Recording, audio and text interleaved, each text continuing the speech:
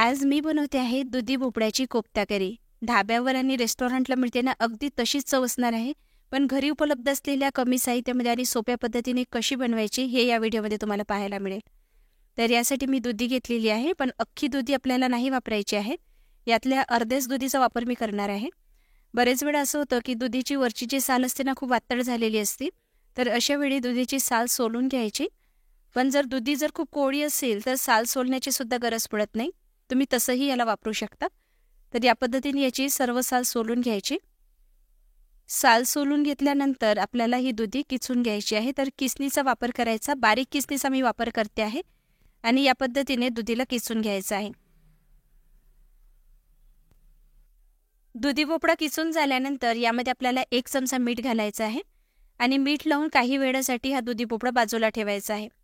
यामुळे दुधी भोपळ्यामध्ये असलेलं जास्तीचं पाणी निघून जातं आणि हे पाणी निघून गेल्यामुळे आपल्याला यामध्ये जास्तीचं बेसन पीठ मिसळावं लागत नाही।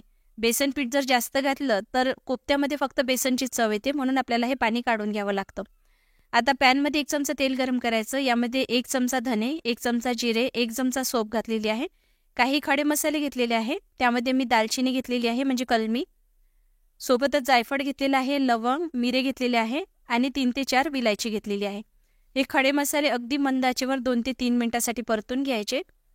मसाले परतून झाल्यानंतर आपण बाजूला काढून घेऊया। आता त्याच पॅनमध्ये 1 चमचा तेल गरम करायचं। यामध्ये 1 ते 2 चिरलेले कांदे घालायचे। कांदा सुद्धा परतून घ्यायचा। हलकासा लालसर तांबूस रंग आला की यामध्ये टोमॅटो घालायचे आहे। तर टोमॅटो मी 3 ते 4 घेतलेले आहे। कांदा सुद्धा सारख्या प्रमाणातच घेतलेला आहे।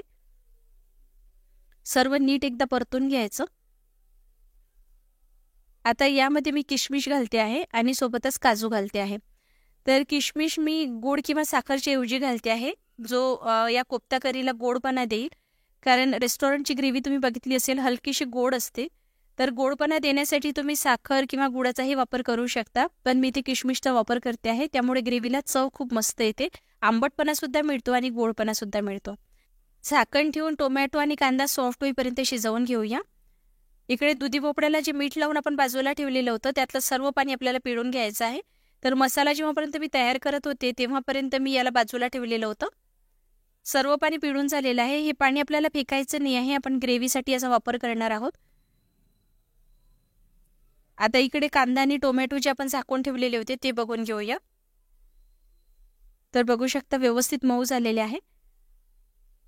आता यामध्ये चिरलेली कोथिंबीर घालायची आहे, सोबतच पुदिना घालायचा। लसूण, आलं आणि कोथिंबीर याची पेस्ट तयार केलेली होती ती घालते आहे। नीट एकदा मिसळून घ्यायचं। आता हे सर्व जिन्नस आपल्याला गार करून घ्यायचे आहे आणि नंतर आपण मिक्सरमध्ये फिरवून घेऊया। तेव्हापर्यंत आपण कोफ्ते बनवण्याची तयारी करूया। आता या पिळलेल्या दुधी भोपळ्यामध्ये 3 ते 4 मोठे चमचे बेसन पीठ घालते आहे। गरज पडल्यास अजून घालावं लागू शकतं। सुरुवातीला मी 4 मोठे चमचे घातलेले आहे। अर्धा चमचा लाल तिखट घालायचे, कसुरी मेथी घालते आहे, काजू मी अगदी बारीक बारीक चॉप करून घेतलेला होता तो घातलेला आहे, किशमिश घातलेला आहे, अर्धा चमचा लसूण, आलं आणि कोथिंबीरची पेस्ट घालते आहे, अर्धा चमचा हळद घालायची, भाजलेल्या धण्याचं पूड घातलेलं आहे, सोबतच किचन किंग मसाला अर्धा चमचा घातलेला आहे आणि भाजलेल्या जिऱ्याचं पूड घालायचं। चवीनुसार मीठ घालायचं आहे आणि मी इथे मिल्क पावडरचा वापर करते आहे। मिल्क पावडर नसेल, तुम्हाला खवा, मावा किंवा पनीर घालायचं असेल तर तेही तुम्ही घालू शकता, त्यामुळे चव खूप मस्त येते। पनीर बरेच वेळ आपल्या घरी उपलब्ध नसतं, त्यामुळे तुम्ही मिल्क पावडर सहज यामध्ये वापरू शकता, जे वापरायलाही सोयीचं असतं आणि इझिली आपल्याला मिळूनही जातं आणि यामुळे कोफ्त्यांना चव अगदी रेस्टॉरंटसारखीच येते। तर हे सर्व नीट एकदा मिसळून घ्यायचं। यामध्ये बेसन पीठ जर तुम्ही जास्त घातलं ना तर हे कोफ्ते खूप जास्त कडक होऊन जातात। तर मी 4 मोठे चमचे घातलेलं होतं, तेवढ्याच बेसन पीठमध्ये हे कोफ्त्यांसाठी मिश्रण बनवून तयार झालेलं आहे। याचे कोफ्ते बनवून घेतलेले आहे। आता इथे मी कॉर्नफ्लोअर घेतलेला आहे, याला कोट करून घ्यायचं। या पद्धतीने तुम्ही मैद्याचाही वापर करू शकता। हलकंसं कोटिंग द्यायचं आहे, त्यामुळे कोफ्ते जे आहे तेलामध्ये फुटत नाही, वरून क्रिस्पी होतात आणि आतमध्ये मऊ होतात।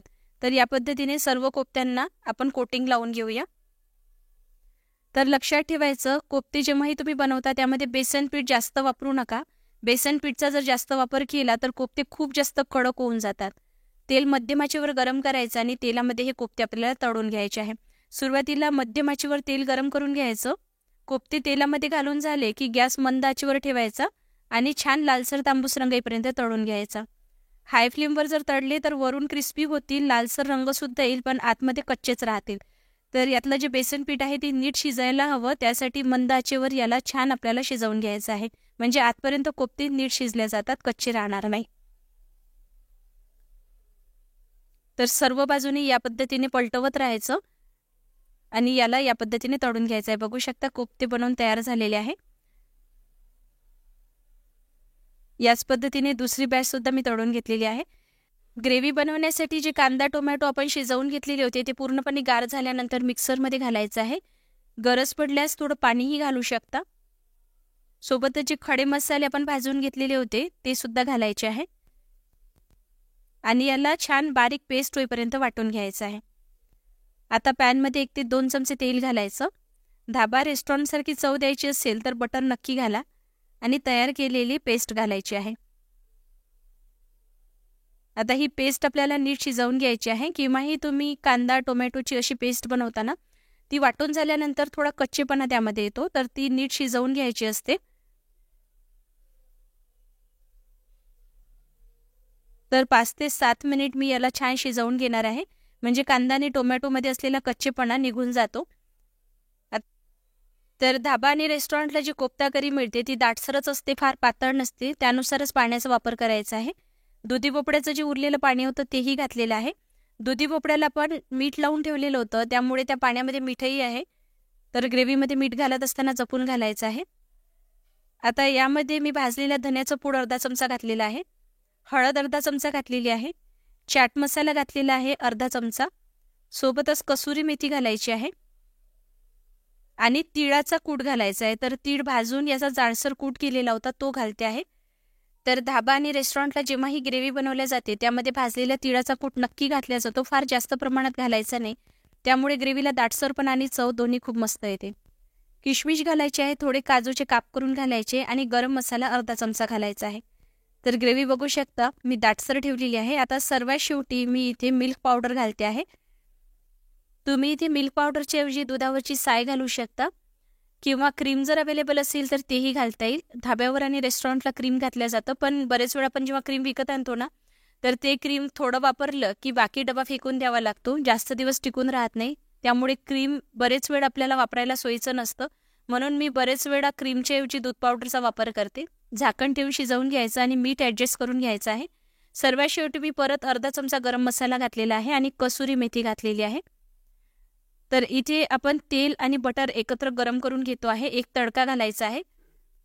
1 चमचा लाल तिखट घालते आहे. तर ही काश्मीरी लाल मिरची पावडर आहे, जे तिखट नाही पण रंग ग्रेव्हीला खूप मस्त येतो. तडका घातल्यामुळे ग्रेव्हीला चव खूप मस्त येते आणि टेक्स्चर दिसायला सुद्धा ग्रेव्ही खूप मस्त दिसते. बघू शकता इथे कोफ्ता करी तयार झालेली आहे. तर ही ग्रेव्ही फक्त कोफ्ते बनवण्यासाठीच नाही, बाकी कुठलीही रेस्टॉरंट स्टाईल जर भाजी तुम्हाला बनवायची असेल तर त्यासाठीही तुम्ही बनवू शकता. पनीरसुद्धा घालू शकता. तर इथे बघू शकता कोफ्ता करी तयार झालेली आहे. अतिशय चविष्ट लागते, अगदी हॉटेल आणि धाब्यावर असते ना तशीच बनवून तयार होते. तुम्ही सुद्धा घरी एकदा नक्की करून बघा, तुम्हाला ही नक्की खूप आवडेल. वरून क्रीम असेल तर क्रीम नक्की घाला. तुम्हाला ही साधी सोपी कोफ्ता करीची रेसिपी कशी वाटली मला कमेंट करून नक्की कळवा. आवडली असेल तर लाईक करून चॅनलला सबस्क्राईब नक्की करा. लवकरच भेट होईल, तोपर्यंत व्हिडिओ बघण्यासाठी धन्यवाद.